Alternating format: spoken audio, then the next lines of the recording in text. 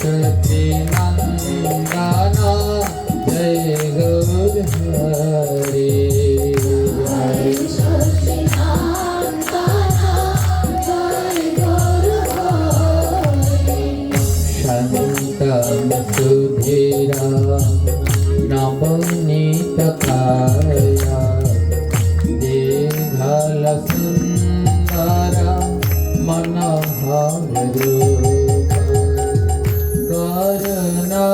करुणानिष्मृतो विग्रह वगरा नौमि गुरु से तेन करि देवा जय सच्चिदानंद जय गौर हरि विष्णु प्रिय प्राणधान मोतिया विधारी दीने पाई गो करुणार मूर्ति गुरु कृपा पूर्ण काले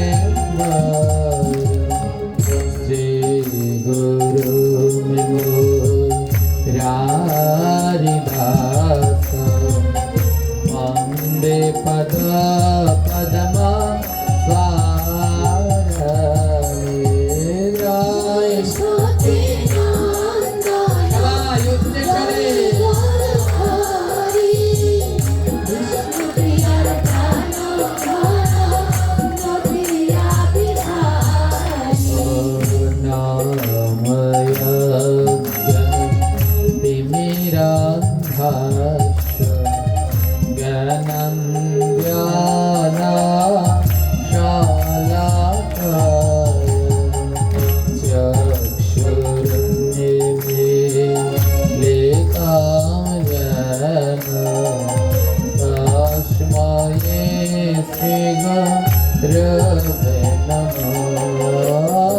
सरस्वती नंदना जय गौर हरि विष्णु प्रिय प्राणधान मोतिया विधारी वाञ्छाकल्प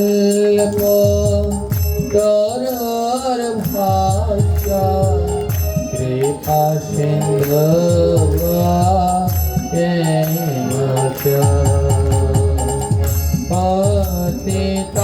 पतितानां पावनेभ्यो वैष्णवेभ्यो नमो नमः जय सरस्वती नंदना जय गौर हरि विष्णु प्रिय प्राणधान मोतिया विधारी श्री कृष्ण चैतन्य प्रभु नित्यानंद श्री अद्वैत गदाधर शिवासादि गौर हरे कृष्ण कृष्ण कृष्ण हरे हरे राम राम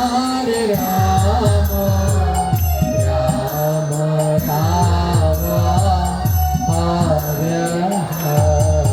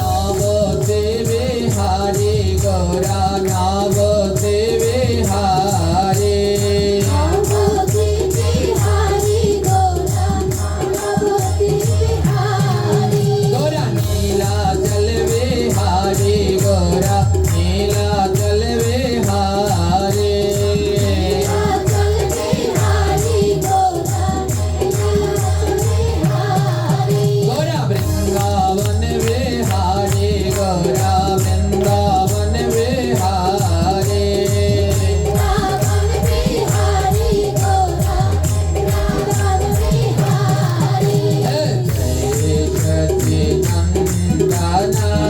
जय गुरु हरि जय सच्चिदानंद जय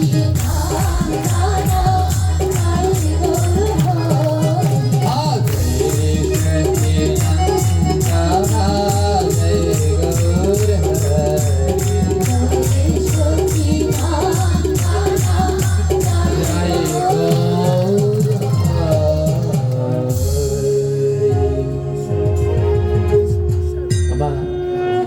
আমাদের সনাতন ধর্মে বিভিন্ন মত পথ রয়েছে। যারা মহাপ্রভুকে ভগবান বলে মানেন সেই ক্ষেত্রে বিভিন্ন মত পথ রয়েছে।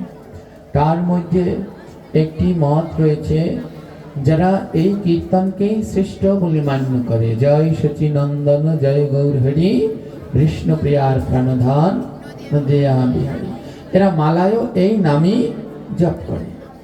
হ্যাঁ, এবার এরা প্রশ্ন রেখেছেন একজন যে যদি গৌর কৃষ্ণপ্রিয়ার আরাধনা করে তাহলে কি পঞ্চতত্ত্বের আরাধনা করা লাগে, আর রাধা কৃষ্ণের যদি পুজো করে তাহলে গৌরের সাথে বিষ্ণুপ্রিয়ার কেন পুজো করা হবে না?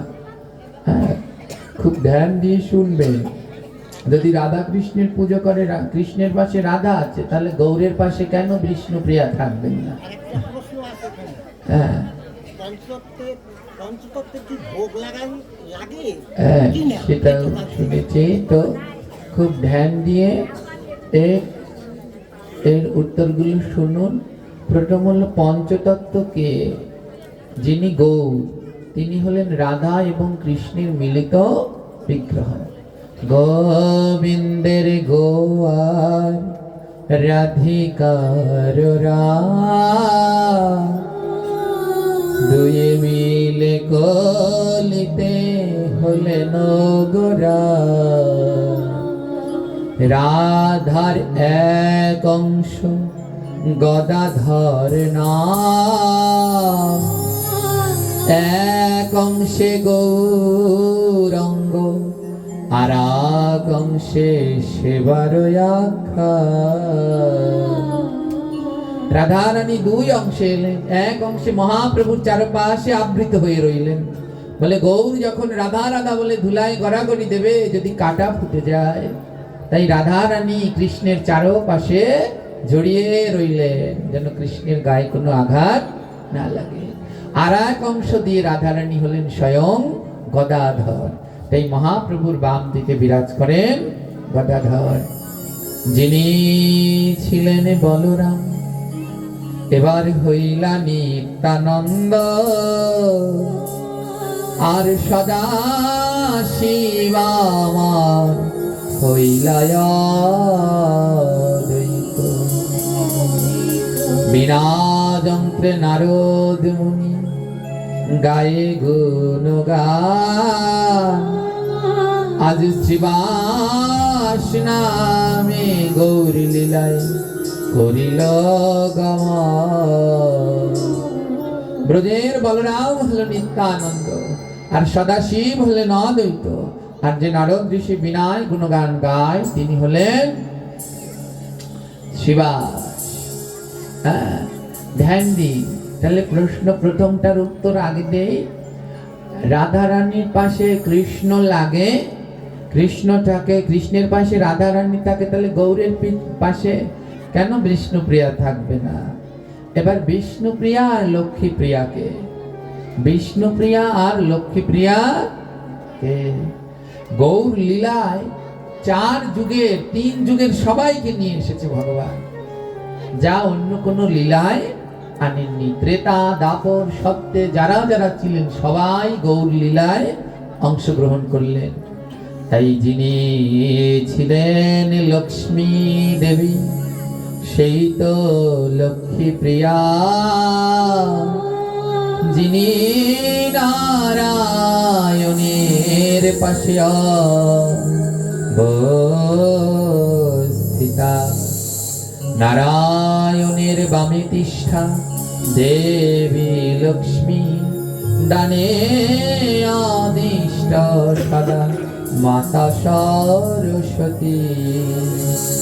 সেই লক্ষ্মী দেবী এবার হইল লক্ষ্মী প্রিয়া, আর সেই সরস্বতী আমার এবে বিষ্ণু প্রিয়া। নারায়ণের দুই পাশে থাকে লক্ষ্মী আর সরস্বতী। সেই লক্ষ্মী হলেন লক্ষ্মী প্রিয়া, আর মা সরস্বতী হলেন স্বয়ং বিষ্ণু প্রিয়া। তার প্রমাণ আমরা দেখতে পাই যত শাস্ত্র গ্রন্থ সর্বগোস্বামীগণ আদি তার পার্শ্বদগণ, মহাপ্রভুর পার্শ্বদরা রচনা করেছিলেন, মা বিষ্ণুপ্রিয়া যেটাকে সম্মতি না দিতেন সেই শাস্ত্র গ্রন্থ জগতে প্রচার হওয়া বন্ধ ছিল। সবাই শাস্ত্র গ্রন্থ রচনার পরে মা বিষ্ণুপ্রিয়ার কাছে পাঠানো হতো, তিনি যেটা স্বীকৃতি দিতেন সেটাই চলতো, যে এটা বৈধ। যেমন আমাদের বাংলাদেশে বাংলা একাডেমির কোনো সাইন না হলে সেটা বাংলাদেশের বৈধ গ্রন্থ নয়। যেটা বাংলা একাডেমির সাইন আছে অর্থাৎ অনুমোদিত, সেইটা বাংলাদেশের সর্বত্র চলবে, নাহলে ব্যান্ড করে দিতে পারে। তদ্রূপ তৎসময়ে যত গ্রন্থ রচিত হতো সেগুলোর স্বীকৃতি দিতেন মা বিষ্ণুপ্রিয়া। আপনারা গ্রন্থ পড়ে দেখবেন, কারণ তিনি হলেন সাক্ষাৎ মাতা সরস্বতী। এবার এই বিষ্ণুপ্রিয়া মা কই গেলেন? এনার অন্তিম লীলা কি হলো? গো মহাপ্রভু যখন সন্ন্যাস নিয়ে চলে গেলেন, তখন বিষ্ণুপ্রিয়া বিরহে, গৌর বিরহে, একটা কথা বলি, এর ভিতরে স্বামী স্ত্রীর সম্পর্ক দেখবেন না, নিষ্কাম। রাধা কৃষ্ণ গৌর বিষ্ণুপ্রিয়া এর ভিতরে কামনাকে আনবেন না, এগুলো সব নিষ্কাম। আমাদের মনগুলো তো দূষিত, তাই ওইগুলো বারবার চলে আসে। গৌর বিরহে, এখানে বিষ্ণুপ্রিয়া ভক্ত, গৌর আমার ভগবান।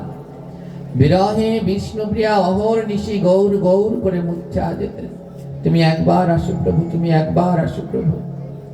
মহাপ্রভু স্বপ্নে বিষ্ণুপ্রিয়াকে আদেশ করলেন, বিষ্ণুপ্রিয়া আমি যেই নিম বৃক্ষের তলে জন্মগ্রহণ করেছি সেই নিম বৃক্ষ দিয়ে আমার বিগ্রহ তৈরি করো। মহাপ্রভু এখন যে দেখেন নবদ্বীপের এপার একটি নিম বৃক্ষ, ওপার একটি নিম বৃক্ষ, এরা বলে এর তলায় মহাপ্রভু এসেছেন, ওরা বলে ওর তলায়, আদৌ একটিতেও না। কারণ যে বৃক্ষের তলায় এসেছেন সেইটা দিয়েই ধামেশ্বর প্রভুর বিগ্রহ হয়েছে। মহাপ্রভুর স্বপ্ন আজ্ঞায় বিষ্ণুপ্রিয়া কি করলেন? সেই নিম বৃক্ষ দিয়ে সূত্রধরকে বললেন, আমার গৌরের বিগ্রহ তৈরি করো। সূত্রধর বললেন, আমি কেমন করে করব, আমি তো পারি না। বলে তুমি চোখ বন্ধ করে আমার গৌরের কথা ভাবো, দেখবে ঠিক পারবে। চোখ বন্ধ করে কনিষ্ঠ ভাবে মা বিষ্ণুপ্রিয়া যেমন বলেছেন তেমন করে সূত্রধর যখন ভাবলেন, ঠিক তেমনি ভাবে তৈরি করলেন সেই গৌরের বিগ্রহ, যার নাম ধামেশ্বর মহাপ্রভু নবদ্বীপে রয়েছে। দোল পূর্ণিমার শুভ দিনে এই ধামেশ্বর মহাপ্রভুর প্রতিষ্ঠা হয়। আর মা বিষ্ণুপ্রিয়া যখন ধামেশ্বর মহাপ্রভুর কাছে গিয়ে দাঁড়ায়, দেখলেন সাক্ষাৎ গৌর সুন্দরী, আর গিয়ে জড়িয়ে ধরলেন, গাঢ় আলিঙ্গন দিলেন। এমন আলিঙ্গন দিলেন মা বিষ্ণুপ্রিয়া ওই বিগ্রহের সাথে লীন হয়ে গেলেন। তাহলে মা বিষ্ণুপ্রিয়া কোথায়?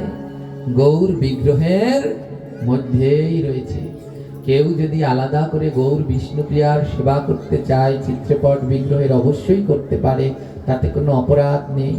কিন্তু তাই বলে পঞ্চতত্ত্বের ভজন বিহীন কোনো সময় গৌর ভজন হয় না।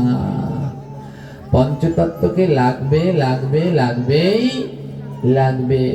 এর প্রত্যেক জনার ভিতরে মাহাত্ম্য আছে। এ বলতে গেলে আরো দুদিন আমায় সময় দিতে হবে, দুদিন লাগবে পঞ্চতত্ত্বের মাহাত্ম্য বোঝাতে গেলে। গৌর বিষ্ণুপ্রিয়ার ভজন যে করবেন, করতে পারেন, কোনো অসুবিধা নেই। কিন্তু তাই বলে হরে কৃষ্ণ মহামন্ত্রকে বাদ দেয়া যাবে না। মহাপ্রভু নিজে বলছেন, প্রভু বলে কৃষ্ণ ভক্তি হৌক সবার, কৃষ্ণ নামে গুণ বই না বলিও আপনি সবারে প্রভু করে উপদেশ, কৃষ্ণ নামে মহামন্ত্র শুনহ হরিষ।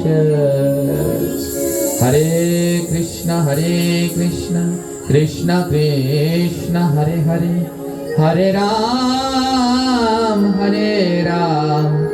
রাম রাম হরে হরে। প্রভু কাহে কহিলাম এই মহামন্ত্র, ইহা জপ গিয়া সবে হইয়া নিবন্ধ, ইহা হইতে সর্বসিদ্ধি হইক সবার, সর্বক্ষণ বলই হে বিধি নাহিয়া।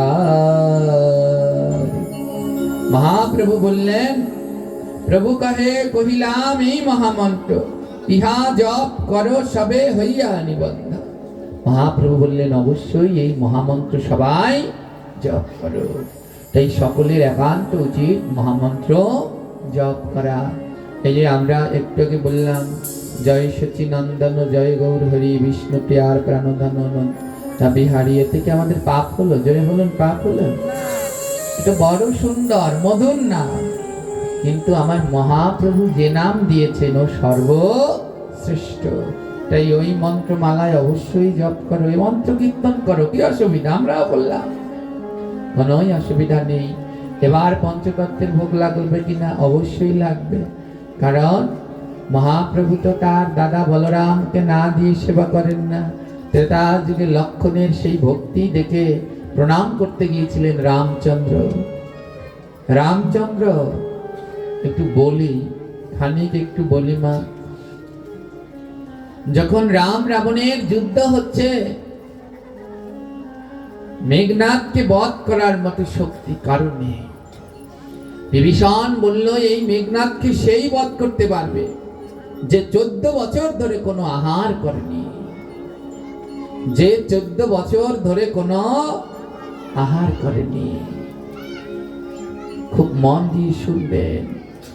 এ জগতে তো ভাই ভাইয়ের মধ্যে সম্পর্ক বর্তমানে আমরা দেখতে পাই। এক হাত জায়গার জন্য ভাই ভাইয়ের মাথা ফাটিয়ে দিচ্ছে। হ্যাঁ, এক ভাই আরেক ভাইয়ের সাথে কথা বলছে না দীর্ঘদিন ধরে। এগুলো ভাই ভাইয়ের সম্পর্ক হতে পারে না। এর জন্য বললেন, বেশি করে রামায়ণ পড়ো, রামায়ণ চর্চা করো। ভাই ভাইয়ের সম্পর্ক কেমন হয় সেটা রাম লক্ষ্মণকে দেখে শিখো। তোমার রাম আর লক্ষ্মণ কি আপন ভাই? জোরে বলবেন, আপন ভাই? আপন ভাই না, কিন্তু আজও যদি ভাইয়ের মধ্যে কেউ মিল খোঁজে, বলে ভাই না, যেন রাম আর লক্ষ্মণ। কৃষ্ণ আর বলরাম আপন ভাই? তাও বলবে ভাই না, যেন কৃষ্ণ আর বলরাম। গৌরার নিতাই আপন ভাই? বলবে ভাই না, যেন গৌরার নিতাই। জগতে প্রমাণ দিলেন হ্যাঁ কেমন ভাই হতে হয়। হ্যাঁ, মা কৌশল্যা, কৈকেয়ী আর সুমিত্রা, এদের কোনো সন্তান ছিল না। তাই রাজা দশরথ পুষ্টেন্দ্রিয় যজ্ঞ করলেন। সেই যজ্ঞ থেকে এক বাটি পায়েস উঠে এসলো, আর সেই পায়েস গুরুদেব দিলেন, নাও রাজা, এই পায়েস নিয়ে তোমার বড় রানীকে দাও। এই পায়েস ভক্ষণ করলে নারায়ণ সমপুত্র হবে তোমার। আর দশরথ নিয়ে সেই পায়েস দিল মা কৌশল্যাকে। মা কৌশল্যা ওই পায়েস খেলে তার পুত্র হবে, কিন্তু বাকি দুই রানীর তো আর হবে না। মা কৌশল্যা ছিল বড় দয়ালু। কৈকেয়ী কাঁদছে, পাশে বসে কৈকেয়ী কাঁদছে। মা কৌশল্যা বলে, হে ভগবান, আমার সন্তান হবে আর আমার দুই ছোট বোন, ওদের সন্তান হবে না, এ তো হতে পারে না। এর জন্য বললে রামায়ণ পড়ো, পড়ে শিক্ষা গ্রহণ করো। মা কৌশল্যা কি করলেন, সেই পায়েসকে 3 ভাগ করলেন। এক ভাগ, হওয়ার কথা ছিল কয়টা সন্তান? একটা। খুব মন দিয়ে শুনুন, খেতে বলেছিল কৌশল্যাকে। কৌশল্যা বলে আমার একার সন্তান হলে লাগবে না, আমার একার সন্তান হবে, আর আমার ছোট 2 বোনের হবে না, সে সন্তান আমার লাগবে না। পায়েসকে 3 ভাগ করলেন, 1 ভাগ নিয়ে কইকেয়ীকে দিলেন, নাও কইকেয়ী তুমি এই ভাগ গ্রহণ করো। কইকেয়ীর বড় আনন্দ হলো। সুমিত্রা দূরে মুখ লুকিয়ে কাঁদছে, আমায় তো কোনোদিনই দিদি দেবে না মনে হয়, কিন্তু কৌশল্যার এত দয়া তা তো আর সুমিত্রা জানে না। দ্বিতীয় ভাগ নিয়ে কৌশল্যা দিলেন মা সুমিত্রাকে। সুমিত্রা ছিলেন পরমা নিষ্ঠাবতী। সুমিত্রা কৌশল্যার চরণ জড়িয়ে ধরে বলল, দিদি আমি তো ভেবেছিলাম আমার মতো হতভাগীর কোনোদিন সন্তানই হবে না, কিন্তু তোমার এত দয়া, তোমার ভাগ থেকে 1 ভাগ আমায় দিলে। আমি সুমিত্রা কথা দিলাম, এই পরমান্ন পেয়ে যদি আমার গর্ভে সন্তান আসে, সেই সন্তানকে সুমিত্রা বলে কেউ, সুমিত্রা নন্দন বলে কেউ জানবে না, সেই সন্তানকে তোমার ছেলের দাস বানাবো। যদি আমার গর্ভে কোনো সন্তান হয়, সেই সন্তান হবে তোমার ছেলের দাস। এই কথা কইকেয়ী শুনে ফেলেছে, এই কথা মন্থরা শুনে ফেলেছে। মন্থরা শুনে কইকেয়ীর কাছে গিয়ে বলছে, কইকেয়ী দেখ দেখ, তোর বড় দিদি সুমিত্রাকে পরমান্ন দিয়ে একটা ছেলে নিচ্ছে, আর সেই ছেলেকে তার ছেলের দাস বানাচ্ছে। তুই এখনো বসে আছিস, তুইও যা, তোর ভাগের পায়েস নিয়ে দিয়ায় সুমিত্রাকে অর্ধেক। কইকেয়ী ছুটতে ছুটতে গেলেন, এই সুমিত্রা আমার ভাগ থেকে 1 ভাগ পায়েস নাও, যদি তোমার আরেকটা ছেলে হয় তাহলে সেই ছেলেকে আমার ছেলের দাস বানাবে। সুমিত্রা বলে, বেশ দিদি, তবে তাই হোক। ওমা কইকেয়ী কয় ভাগ পায়েস পেলেন? কইকেয়ী 1 ভাগ, কৌশল্যা আর সুমিত্রা 2 ভাগ। তাই কইকেয়ীর গর্ভে হলেন প্রভু শ্রী রাম, আর কৌশল্যার গর্ভে হলেন প্রভু শ্রী রাম, আর কইকেয়ীর গর্ভে এলেন প্রভু শ্রী ভরত। আর যেহেতু 2 ভাগ পায়েস পেলেন মা সুমিত্রা, তাই তার হলেন যমজ সন্তান লক্ষণ আর শত্রুঘ্ন। যখনই 2 সন্তান হলো, হ্যাঁ, সাজিয়ে রেখেছেন। সব থেকে বড়কে রাম, তারপরে কে? রামের পরে কে দাঁড়াবে? ভরত। রামের পরে তিনি হলেন, তারপরে লক্ষণ, তারপরে শত্রুঘ্ন। 4 গণকে শুয়ে রেখেছেন, এমনি রাম, ভরত, লক্ষণ, শত্রুঘ্ন। এমন কান্না শুরু করেছে, কিছুতেই 4 ভাইয়ের কান্না আর সবাই বলছে নিশ্চয়ই কোনো অশুভ দৃষ্টি লেগেছে, এত কাঁদছে কেন, এদের কান্না থামছে না। গুরু বৈশিষ্ট্যকে খবর দাও। গুরু বৈশিষ্ট্য আসলেন, গুরুদেব এই 4 সন্তানের নিশ্চয়ই কারো নজর লেগেছে, তার জন্য কান্না থামছে না। গুরু বৈশিষ্ট্য বললেন, এদের নজর কার দিকে লাগবে? সবার নজর তো এদের দিকে লাগে, এদের উপর আবার কে নজর দেবে? এরাই তো সবার দিকে নজর দেয়, এরা যদি নজর না দেয় জগতে কেউ থাকতে পারবে না। 3 রানী বলছে, আমরা কথার কিছু বুঝতে পারছি না, এরা কাঁদছে কেন? বলছে সাজানোটা হয়নি, সাজানোটা ভুল আছে। তোমার ভগবানের চিত্রপট সাজানোর নিয়ম আছে জানেন, এতাল বেতাল করে রাখলে হবে না। ওই যে পঞ্চতত্ত্ব বুঝিয়েছিলাম 5টা আঙুল মনে আছে কি? সাজানোর নিয়ম আছে, 1 লাইনে সবাইকে রাখা যাবে না, ধাপে ধাপে রাখতে হবে। গুরুদেব বললেন, হে রানী তোমরা তো সাজাতে পারোনি, তো কাঁদবে তো অবশ্যই। বলি সে কেমন? বলে রামের পরে কোনোদিন ভরত হয়? রামের বয়সে ভরত হতে পারে, কিন্তু রামের পাশে কোনোদিন ভরত থাকবে না। লক্ষণকে এনে রামের পাশে রাখলেন, আর ভরতের পাশে এনে শত্রুঘ্ন রাখলো। 4 ভাই খিলখিল করে হাসতে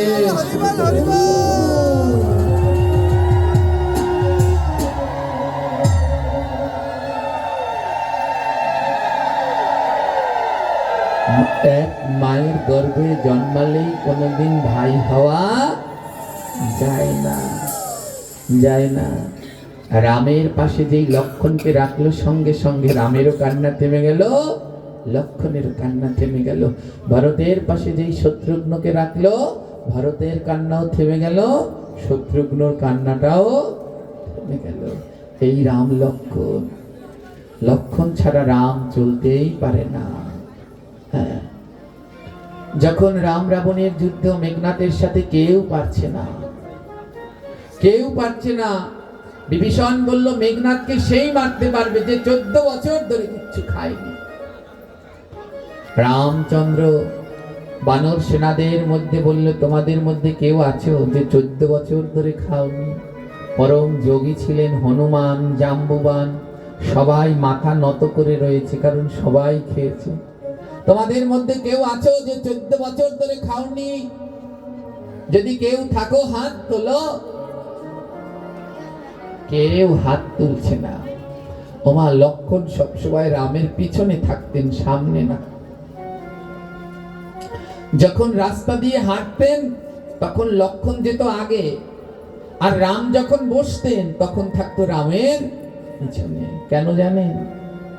রাস্তা দিয়ে যখন রাম যেতেন তখন রামের আগে আগে হাঁটতেন, আর যখন রামচন্দ্র বসে বিশ্রাম নিতেন তখন থাকতো রামের পিছনে। শিখে নাও ভাই ভাইয়ের মধ্যে কেমন সম্পর্ক হবে। হায় রে জগৎবাসী, দাঁত থাকতে দাঁতের মর্মটা আমরা বুঝি না। রাম যখন হাঁটতেন লক্ষণ সামনে হাঁটতেন। ওই রাস্তার প্রথমেই তো কাটা কাকর থাকে, লক্ষণ তাই আগে আগে হাঁটতেন। বলে কাটা ঢুকলে যেন আমার পায়ে আগে ঢোকে, দাদার পায়ে যেন না ঢোকে। তাই লক্ষণ আগে আগে হাঁটতেন। রাম যখন বিশ্রাম নিতেন লক্ষণ পিছনে থাকতেন, কারণ রামের অনেক শত্রু, আর শত্রুরা তো পিছন থেকে আক্রমণ করে। তাই আগে যেন কোপটা আমার গায়ে লাগে, আমার দাদার গায়ে না লাগে। এই হলো রাম আর লক্ষণ। আজ রামচন্দ্র যখন বললেন কেউ আছো তোমরা, কেউ আছো যে 14 বছর ধরে কিছু খাওনি? যদি থাকো কেউ হাত তোলো। কেউ হাত তুললেন না। রামচন্দ্র যখন পিছনের দিকে তাকালেন, রাম যেই হাত কেউ না তুললো, রামচন্দ্রের নয়নে জল। তাহলে এই যুদ্ধে আমার পরাজয়, ওকে তো কেউ বধ করতে পারবে না। যখন কেউ হাত তুললো না, রামচন্দ্র যখন পিছনের দিকে তাকালো, দেখে লক্ষণ হাত তুলে দাঁড়িয়ে আছে। একই লক্ষণ, তুমি হাত তুলেছ যে? দাদা, আমি 14 বছর ধরে কিছু খাইনি। রাম বলে এত বড় মিথ্যে তুমি বলতে পারলে লক্ষণ? 14 বছর ধরে ওই বনে ছিলেন রাম, লক্ষণ, সীতা। ওমা, লক্ষণ ভিক্ষা করে আনতো, ভিক্ষা করে এনে বন থেকে ফলমূল কুড়িয়ে এনে রামের হাতে দিতেন। আর ভিক্ষা করে ফলমূল কুড়িয়ে যা পেতেন, রামচন্দ্র সেই ফলমূল ভিক্ষা অন্ন 3 ভাগে ভাগ করতেন। 1 ভাগ নিজের জন্যে, 1 ভাগ মা সীতার জন্যে, আরেক ভাগ লক্ষণের জন্যে। সমান ভাগে ভাগ করে লক্ষণের হাতে তুলে দিতেন 1 ভাগ, সীতার হাতে তুলে দিতেন 1 ভাগ, আরেক ভাগ রাখতেন প্রভু নিজের জন্যে। লক্ষণ যেই হাত তুললেন, রাম বললেন তুমি এত বড় মিথ্যে বলতে পারলে লক্ষণ? আমি এই 14টা বছর সমস্ত খাবারকে 3 ভাগে ভাগ করেছি। 1 ভাগ আমি তোমায় দিয়েছি, আর তুমি বললে 14 বছর ধরে খাওনি। লক্ষণের 2টি নয়নে জল। দাদা, তুমি মনে কষ্ট নিও না।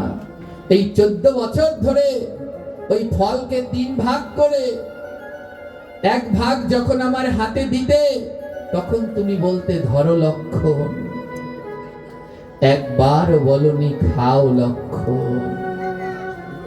14 বছর ধরে ফল ভাগ করে যখন আমার কাছে দিতে, তখন বলতো ধরো লক্ষণ।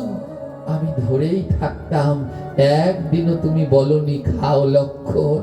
তুমি যদি না খেতে বলো দাদা, আমি তো খেতে পারি না। তাই 14 বছর ধরে আমি ফল ধরে দাঁড়িয়েছিলাম। 14 বছর ধরে আমি কোনো ফল খাইনি।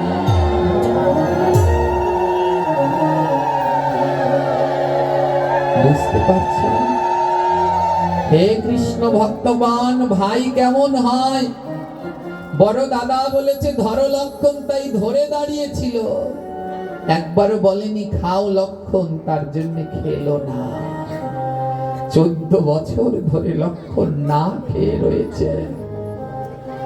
দাদা, রামচন্দ্র যেই চোখ বন্ধ করলেন, দিব্য দৃষ্টিতে দেখলেন যেই ঘরের ভিতরে 14 বছর বনবাসে তারা ছিলেন, এক কোণায় সব ফল জমা হয়ে রয়েছে। 14 বছর ধরে লক্ষণ কোনো ফল গ্রহণ করেনি। রামচন্দ্র লুটিয়ে বললেন, ভাই আমি তোমায় বললাম 14 বছর ধরে ধরো লক্ষণ, তাই ধরেছিলে, খাও লক্ষণ বলে খাইনি। তুমি আমায় এত ভালোবাসো লক্ষণ।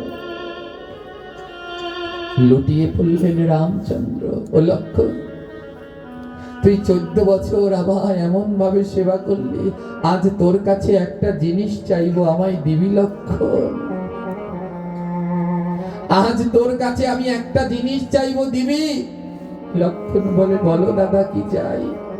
রামচন্দ্র চরণে লুটিয়ে পড়ে বলছে, তবে দে দে আমার চরণ ধুলে, দিদি আমার চরণ ধুলি, দে দে আমার চরণ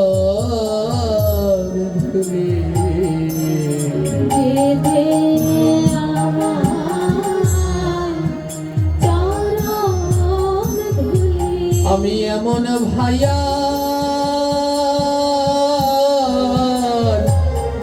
কোথায় পাবো,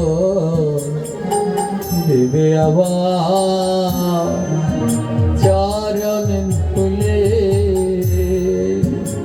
এমন ভাইয়া হরি বল, হরি বল। কোথায় পাবো, দিদি আমার চরণ ধুলি। বলে এমন ভাইয়া হবে না রে। এমন ভাইয়া হবে না। তোরা চরণ ধুলে টাইগার হরিবল। আমার এমন ভাইয়া হবে না রে।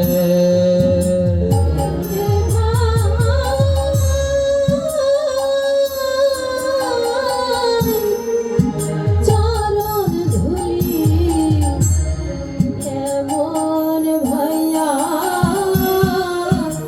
হবে না হে রে। কৃষ্ণ ভক্তগণ, ভাই বোন, ভাই ভাই, এই সম্পর্কটি বড় সূত্রের মতো।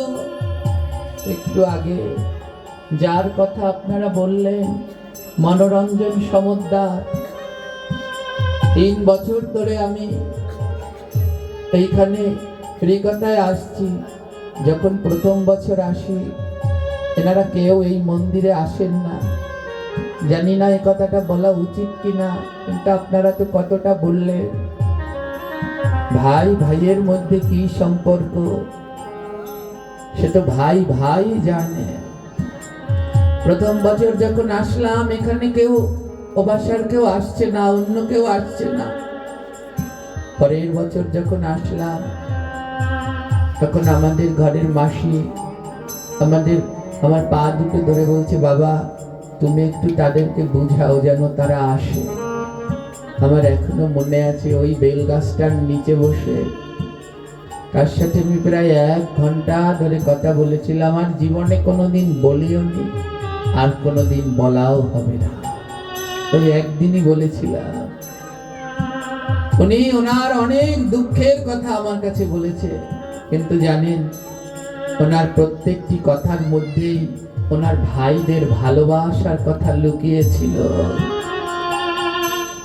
কিন্তু এইদিকে তারা মনোমালিন্য করে বসে আছে, আবার এইদিকে এই বাবাজি সেও আমাকে বলছে তুমি পারবে, তুমি বলো, তুমি আনতে পারবে।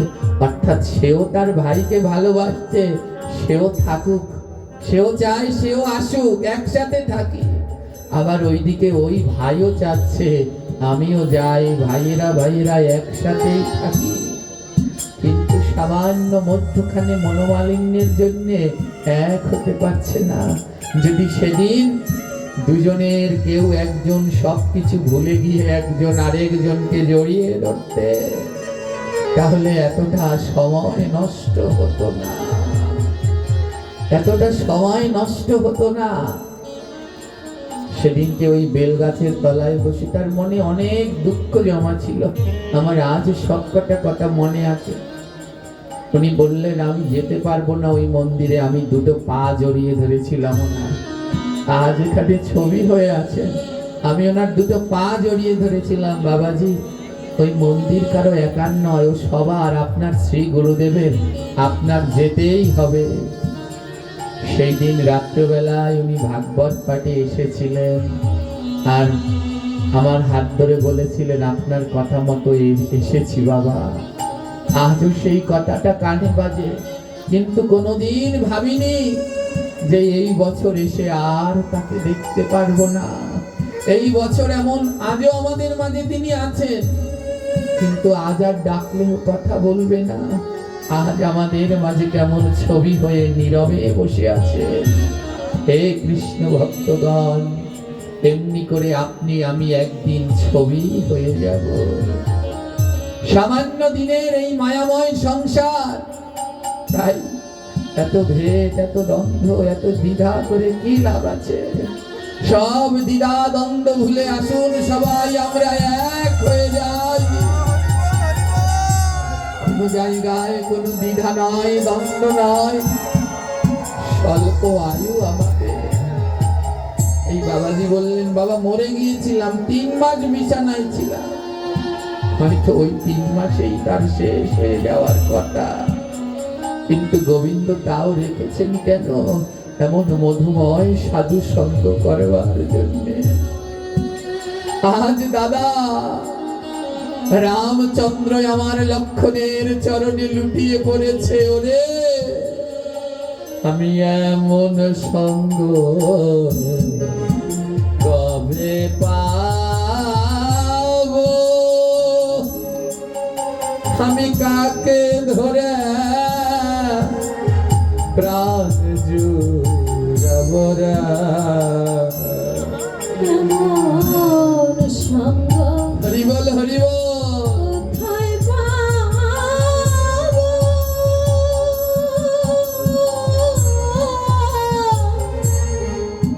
কাকে ধরে আমার প্রাণ জুড়াবো? আয় রে ভক্ত সঙ্গ করি, আমার নয়ন আছে নাই রে বাড়ি।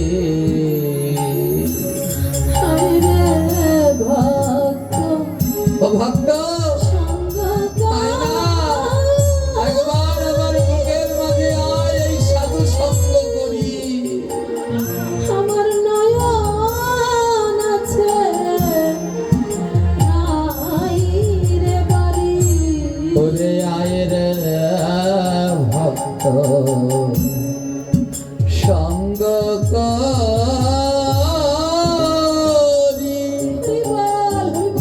আমার ডুবো ডুবো জীবন তরি রে। ভক্ত গৌর হরি, গৌর হরি। সঙ্গ করি, আমার ডুবু ডুবু এই দেহ তরি। আমার মানব জীবন যাইব যাই, তোরা একবার আমার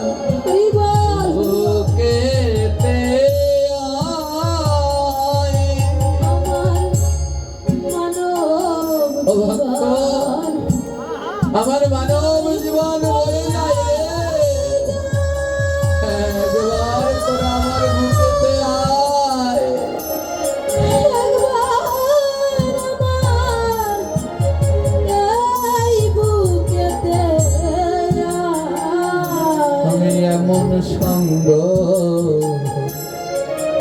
আর কি পাবো, বলো কাকে ধরে আমার প্রাণ জোড়াবো। এমন সঙ্গ রাধে কোথায় পাবো,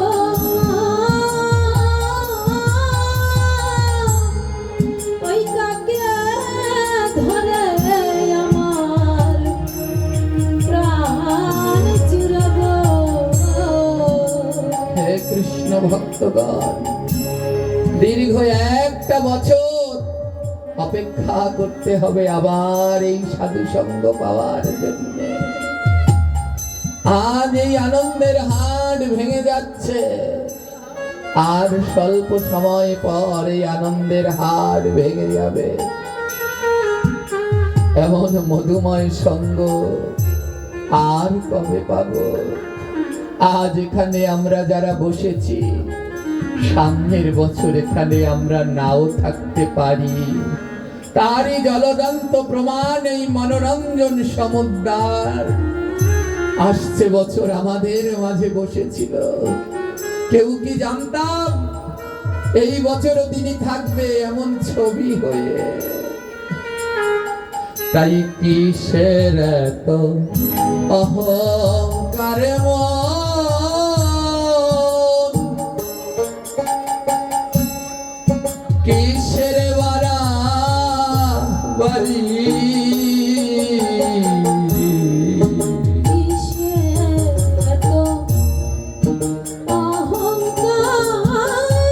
গৌর হরি গৌর হরি।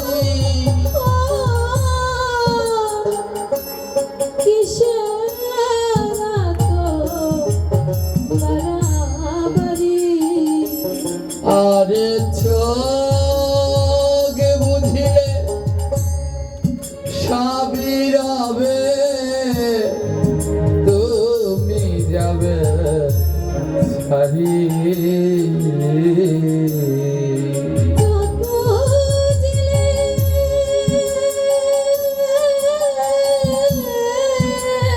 গৌর হরি যোগ বুঝিলে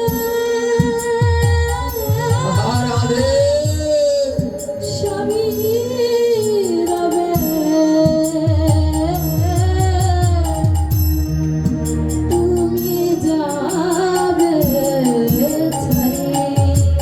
যেদিন চোখ বুঝবে এই ঘর সংসার সব রবে, শুধু তুমি আর এই সুন্দর পৃথিবীতে থাকতে পারবে না। হে কৃষ্ণ ভক্তগণ, এই সংসার অল্পতে সবাইকে ভুলে যায়, আপনাকেও ভুলে যাবে। সারাদিন গাধার মতো খেটে খেটে রাশি রাশি টাকার রোজগার করলেন, কিন্তু সঙ্গে তো একটুকু নিয়ে যেতে পারবেন না। সঙ্গে যেইটা সঙ্গে করে নেবেন সেটা করলেন না। এই ধরাধামে যখন আপনি দেহ ত্যাগ করবেন, বড় স্বার্থপর এই সংসার। আজ এখানে যদি কারো মৃত্যু যন্ত্রণা ওঠে, এখান থেকে আপনার হসপিটালে নিয়ে গেল, আর যাওয়ার পথে কিংবা হসপিটালে আপনি মারা গেলেন, আপনাকে বাড়িতে আনবে, উঠানেও শোয়াবে, কিন্তু আর তো ঘরে নেবে না রে।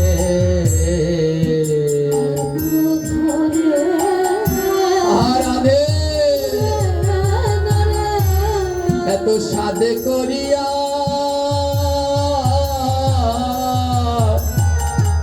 ঘর বাঁধিলা, আর তো ঘরে নেবে না রে।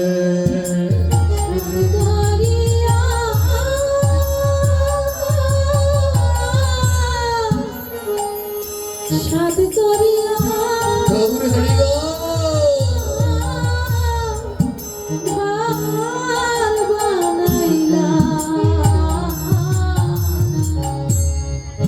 সঙ্গে যাবে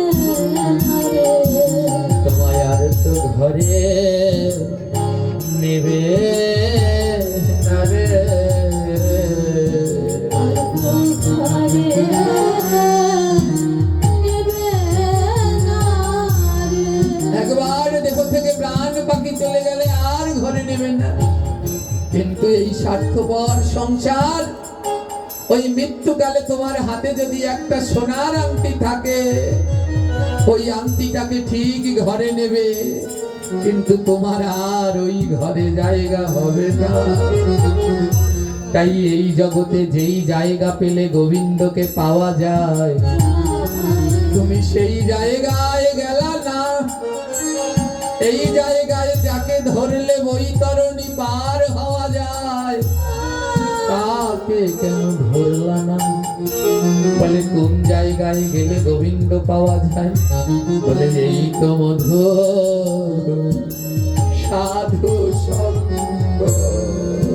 এই তো মধুর সাধু সঙ্গ। ওরে ভক্তের অঙ্গে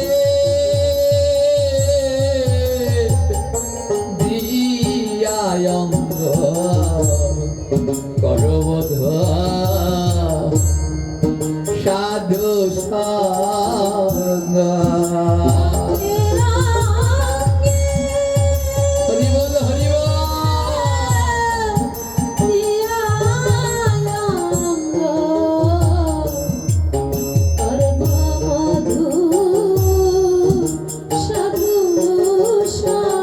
এই ভক্তের অঙ্গে দিয়ায় অঙ্গ তুমি করো একবার সাধুর সঙ্গ।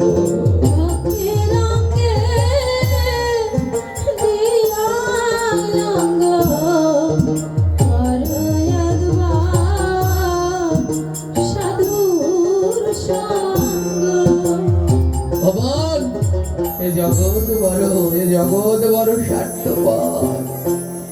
যেদিন তুমি মরে যাবে, তোমায় কোনো দামি জায়গায় নিয়ে রাখবে না। সারা জীবন ধরে কত কত ভালো ভালো জায়গা কিনেছে, ওই ভালো জায়গাগুলোতে মৃত্যুর পরে রাখবে না মা। ব্যারের পার, খালের পার, বাঁশঝাড়, ঝোপের কোণা, সেই এক কোণায় তুমি পড়ে থাকবে চিরনিদ্রা। তোমার পুত্র পরিজন, আত্মীয় স্বজন, তাদের আর এই গ্রাম ভালো লাগবে না, সবাই শহরে পাড়ি দেবে। তোমার শ্মশান ঘাটে কেউ একটু প্রদীপ জ্বালাবে না। তাই কার লাগিয়া ঘর বাঁধিলা,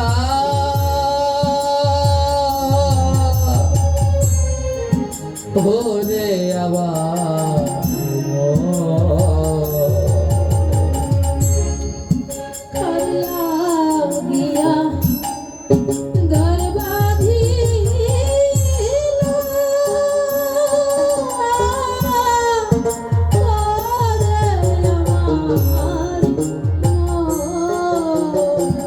ও তুমি সময়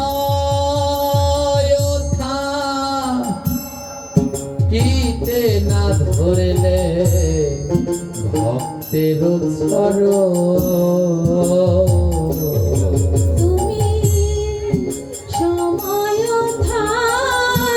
হরি বল হরি বল। ধরে নাও গো, সময় গেলে আর এই চরণ পাবে না। তুমি ভক্তের চরণ ধরলা না রে।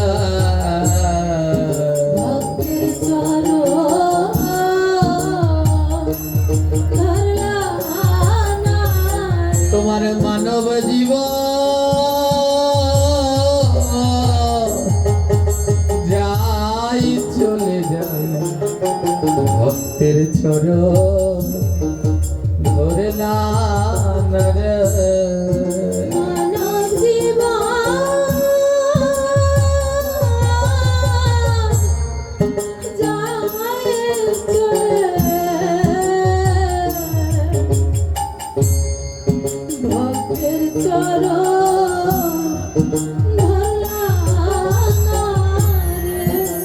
আজ রামচন্দ্র আমার লুটিয়ে পড়ে বলছে, লক্ষণ রে তুই আমায় চরণ ধুলি দে ভাই। তেমন ভাই তো আর আমি পাবো না। 14 বছর ফল দিয়েছি, ধরো লক্ষণ তাই ধরেছিল, খাও লক্ষণ বলিনি তাই 14 বছর ধরে লক্ষণ আমার না খেয়ে রয়েছে। লক্ষণ দুটি চরণ সরিয়ে বলছে, ওগো দাদা, আজ তুমি যদি আমার চরণে হাত দাও, আমি যে জন্মে জন্মের অপরাধী হব। তুমি যে আমার ভগবান, তুমি যে আমার বড় ভাই, আজ বড় ভাই হয়ে যদি ছোট ভাইয়ের চরণে হাত দেয়, জগতে আমার যে বড় কলঙ্ক হবে। রামচন্দ্র বলে, বেশ ভাই, তবে চরণে হাত দিতে দিবি না, কিন্তু বুকে জড়িয়ে ধরতে তো কোনো বাধা নেই। রামচন্দ্র দুটি হাত বাড়িয়ে দিয়ে বলছে, তবে আয় রে আমার বুকে আয় রে।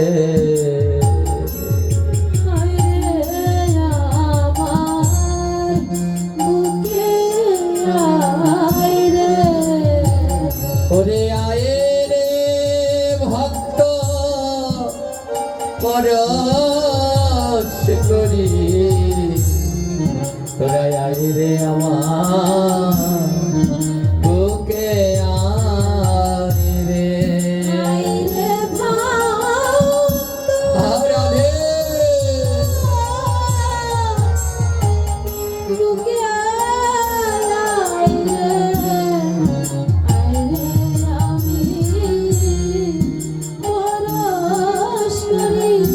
তোরা আয় রে আমার বুকে আয় রে, একবার ভক্তে পরশ করি।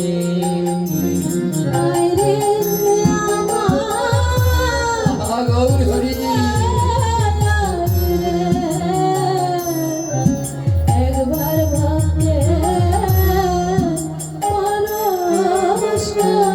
আমার আনন্দের হাত ভেঙে গেল,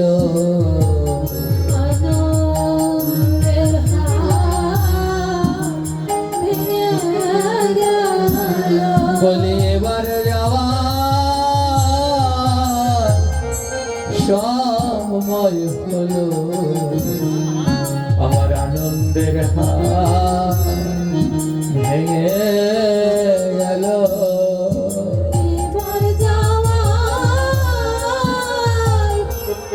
আরে 7 দিন ধরে কি আনন্দ না হয়েছিল,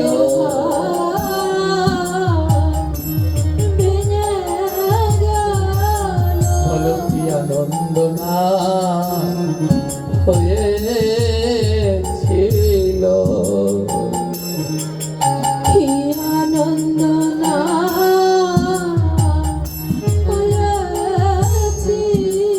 আমি এই সঙ্গ আর কবে পাবো, বলো কি আনন্দ না হয়েছিল।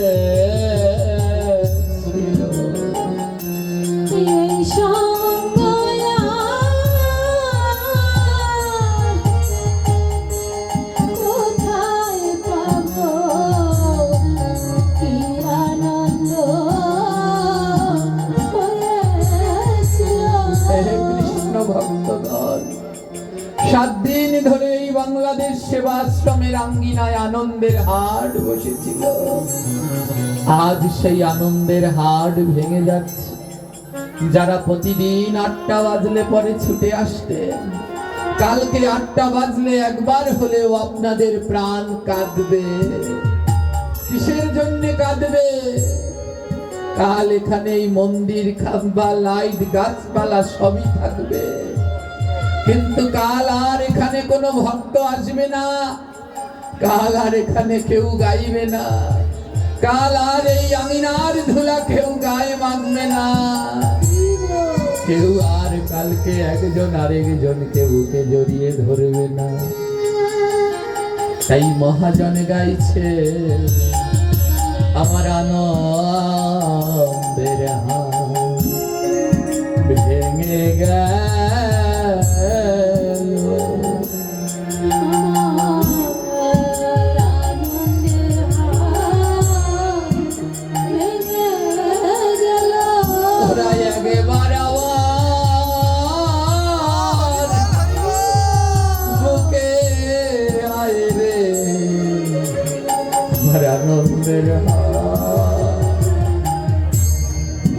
ভেঙে গেল। একবার আমার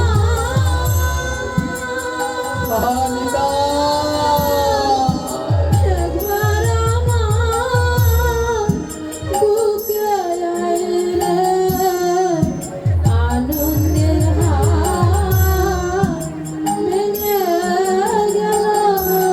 আমার আরে বুঝি আশা হবে না রে। আর বুঝি আশা হবে না রে। আমার আরে বুঝি আশা হবে না রে। আর বুঝি আশা হবে না। আমি কারে যেন ডাক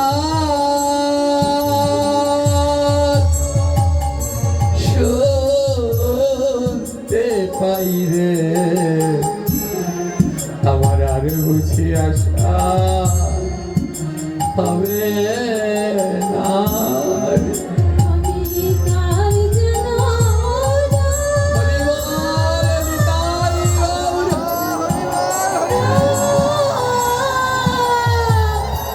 শুনতে পাই রে।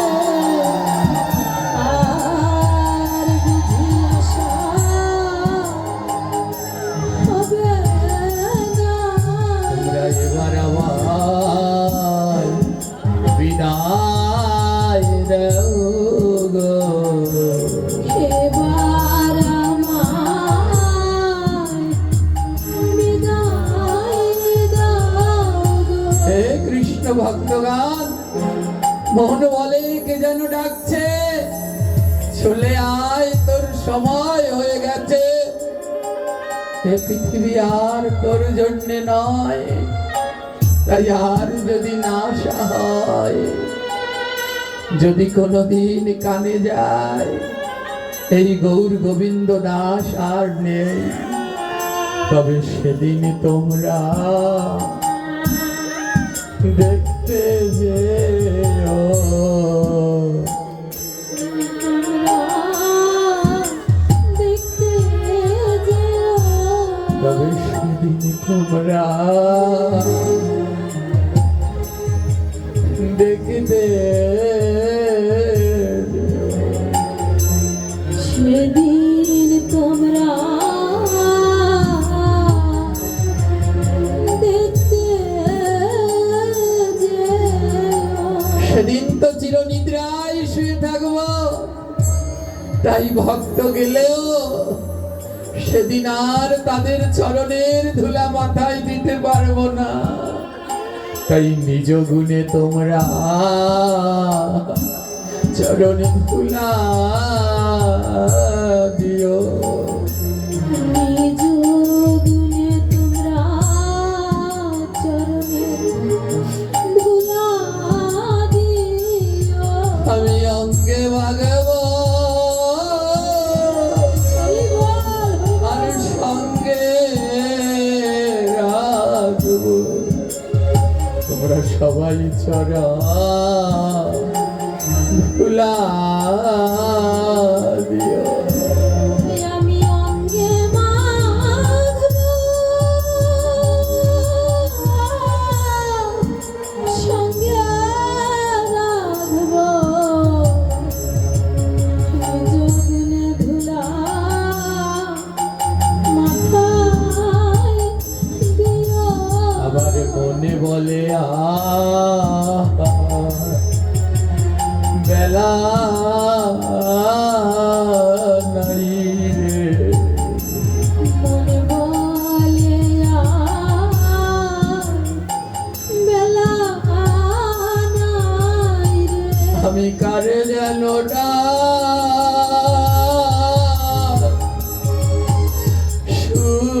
শুনতে পাইবে। আবার মনে বলে বেলা নাই রে। আমি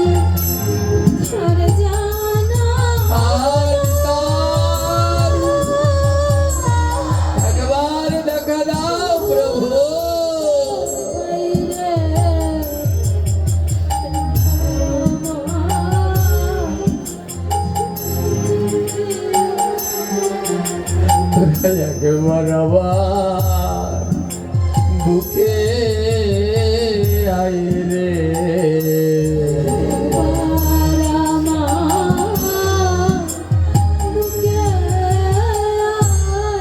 আমার তাপিতা শীতল করি তোরা একবার আবার বুকে আয় রে হরি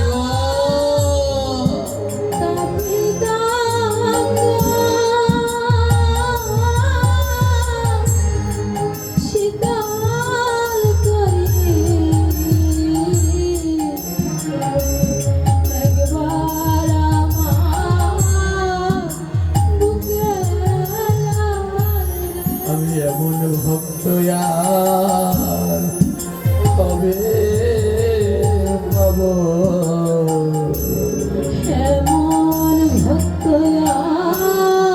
হে কৃষ্ণ ভক্তগণ আর হয়তো নাও হতে পারে এই ভক্তের মহামিলন তাই আজ সবাই সবাইকে প্রেমালিঙ্গন করে এই তাবিত অঙ্গ সুতাল করে নিয়ে যান আবার এই মধুর বৃন্দাবন মিলতে একটা বছর সময় লেগে যাবে তাই আয়ের ভক্ত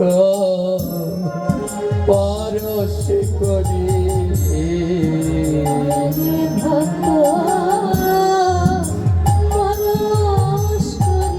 বলি একদিন সব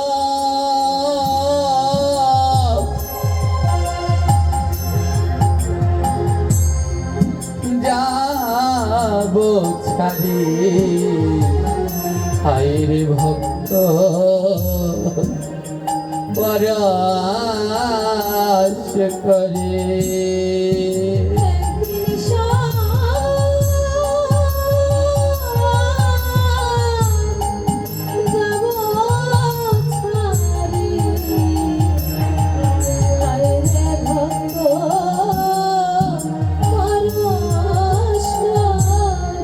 এই কিসের ঘর কিসের বাড়ি একদিন তো সব যাব ছাড়ি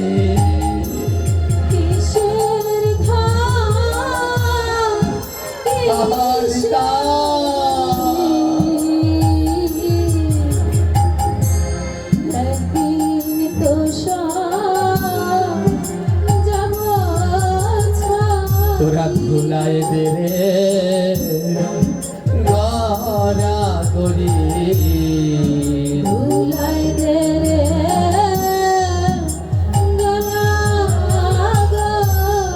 ওরে কিসের ঘরা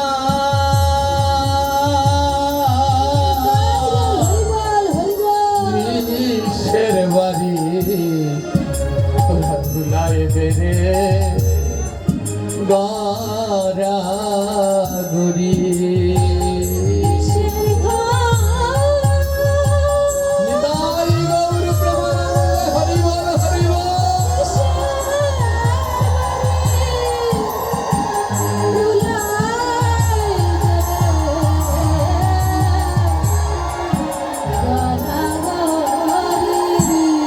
সকল বিধা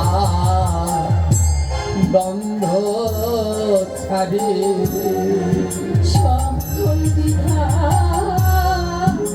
বন্ধ ছাড়ি হে কৃষ্ণ ভক্তগণ আজ এই আসরে আপনাদের চরণে আমার একটা নিবেদন কারোর সাথে যদি কোনো দ্বিধাদ্বন্দ্ব থাকে আমি অনুরোধ করব যদি সেই দ্বিধাদ্বন্দ্বের মানুষটি আজ এই আসরে আসে যান একবার গিয়ে তাকে বুকের মাঝে জড়িয়ে ধরুন গেছে বছর এই মনোরঞ্জন সমদ্দার তার মনের অনেক দ্বিধাদ্বন্দ্বের কথা আমার কাছে বলেছিল যা আমি বলতে পারবো না কিন্তু তার আর জড়িয়ে ধরা হলো না তাই এরকম যদি আরো কারো থাকে, আর না বেলা বয়ে যায়, তার কাছে গিয়ে দুই বাহু ধরে জড়িয়ে ধরো, অল্প বেলা ভাই যেতে হবে ওই পারে।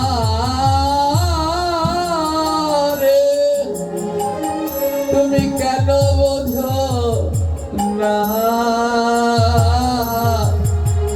যে দেখো বেলা বেশি না। আর যেতে হবে জয় নিতাই।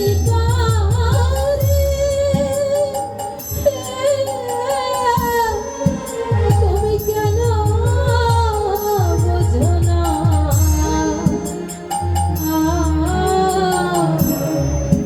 বেলা বয়ে যায়।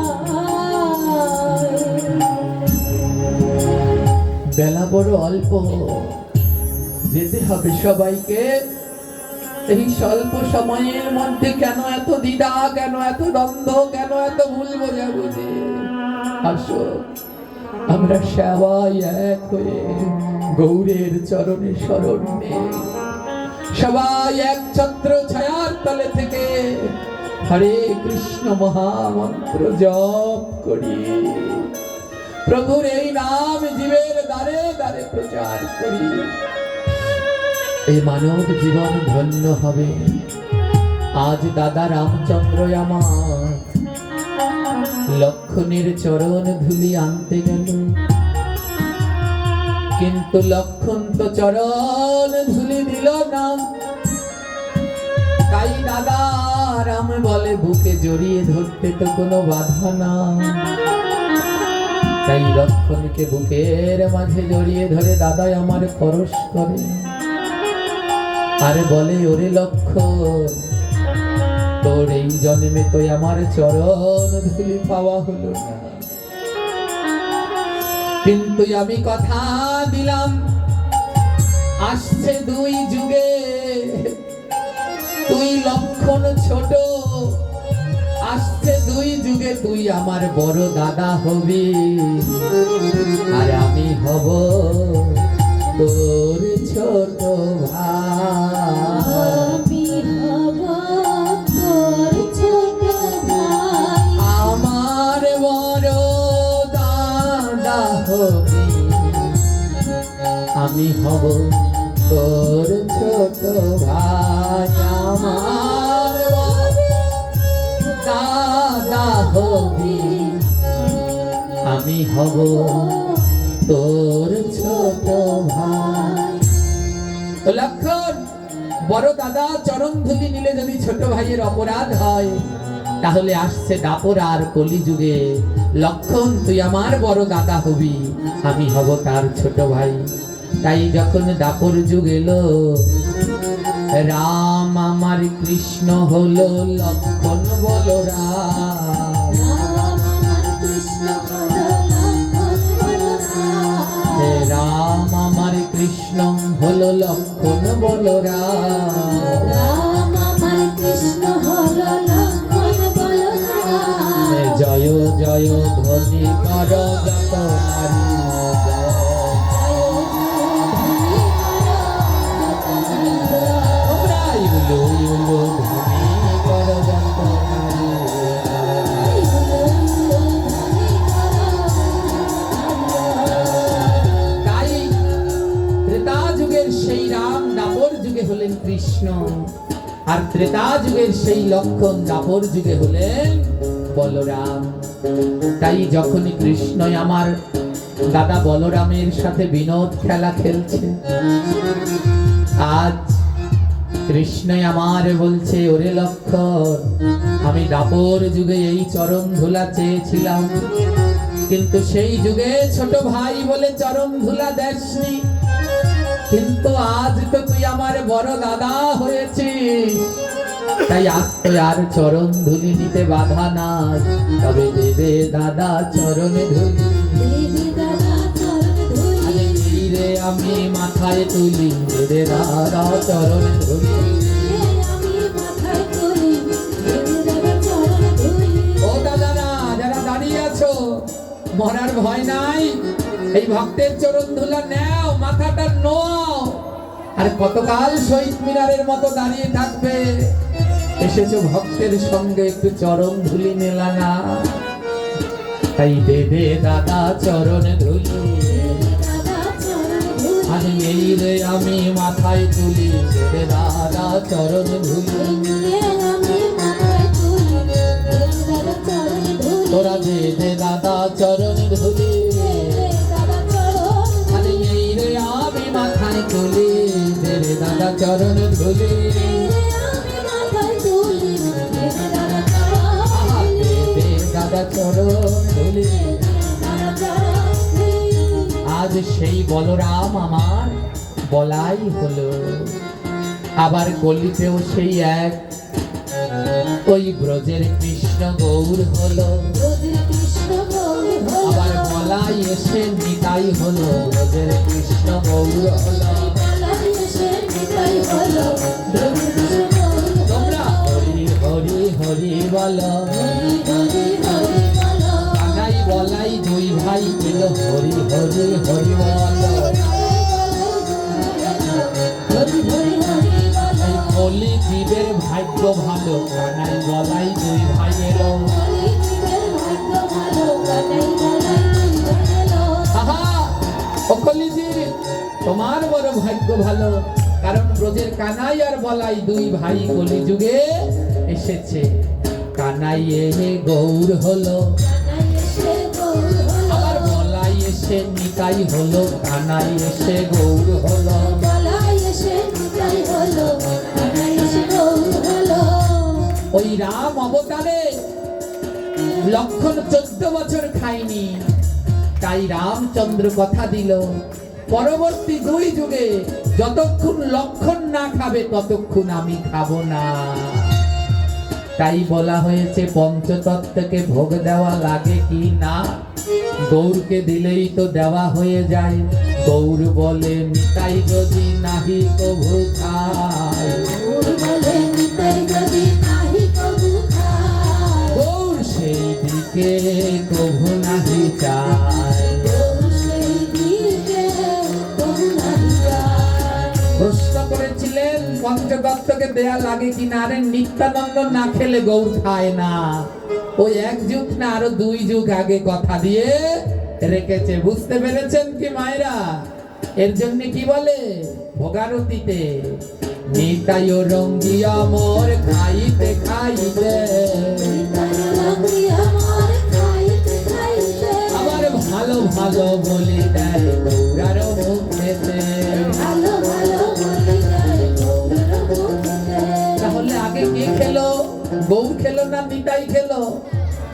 নিতাই, নিতাইও রঙ্গি আমর খাইতে খাইতে ভালো ভালো বলি দেয় গৌরেরও মুখেতে, অর্থাৎ যেটা ভালো লাগে সেইটা ভালো ভালো বলে গৌরের মুখে দেয়। আর আগ্রাস মহাপ্রভু করে তেল ইয়া, আরে দাস মহাপ্রভু করে দিল ইয়া নিত্যানন্দ বদনে দেয় হাসিয়া হাসিয়া। নিত্য